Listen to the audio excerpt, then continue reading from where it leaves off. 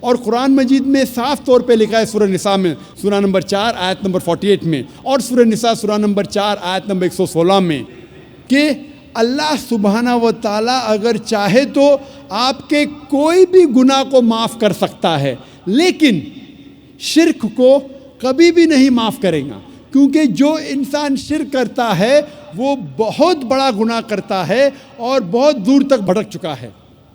اسی لیے شرک قرآن مجید میں اور اسلام میں سب سے بڑا گناہ ہے جو اللہ سبحانہ و تعالیٰ کبھی بھی نہیں معاف کرے گا۔ اگر آپ نے شرک کیا اور مرنے کے پہلے توبہ نہیں کی، اگر آپ مشرکانہ حالت میں مرے تو آپ کے لیے جہنم 100%۔ شرک کے علاوہ دوسرا کوئی بھی گناہ کرے آپ، اگر اللہ چاہے تو معاف کر سکتا ہے۔